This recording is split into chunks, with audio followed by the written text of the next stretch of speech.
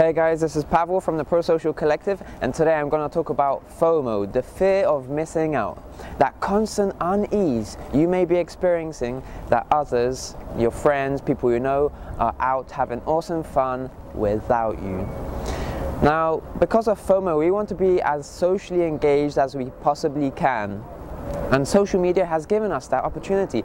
In fact, social media has given us a promise. It's made us a promise that we're going to be more socially interconnected, that we will be able to interact with our friends and people we know like never ever before.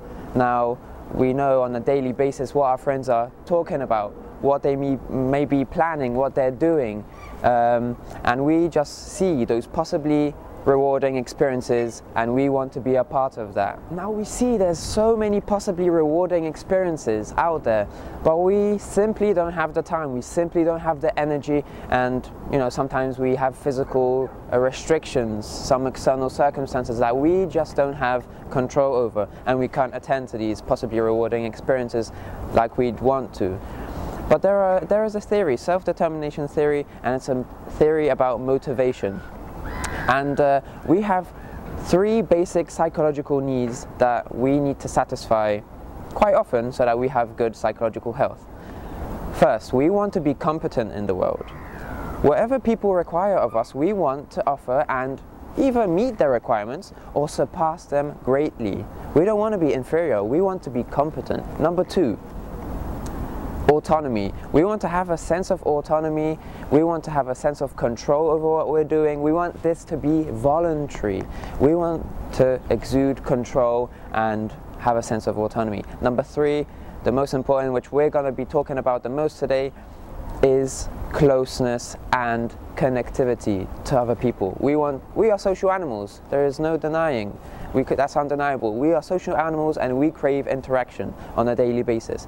And FOMO is, you can regard it as a sort of motivator. It propels us to connect with other people, to interact with them.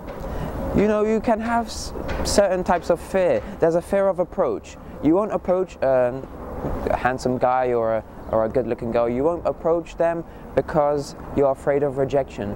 But FOMO is more of a fear of failure.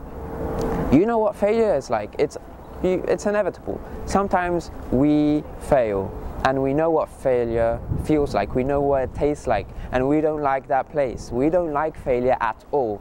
So FOMO is like a fear that's supposed to motivate us not to feel lonely, not to be alone.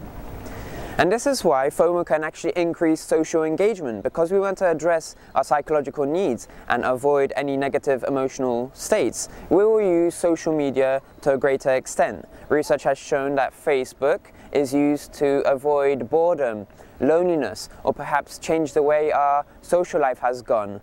We want to change something about our social life and change its trajectory. But what FOMO can actually do is give you a bad mood. Let's say that you wanted to spend Friday night in the comfort of your own home, enjoy the peace and quiet, just to be with yourself and watch a movie with some ice cream. And there's nothing wrong with that.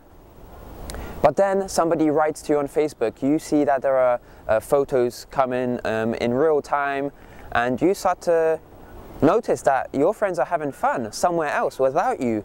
And you start to think, do I really know how to make the best decisions in life? You start to question your decision making, which can be very frustrating if you really initially just wanted to stay at home. FOMO can also rob you of the pleasure in the moment.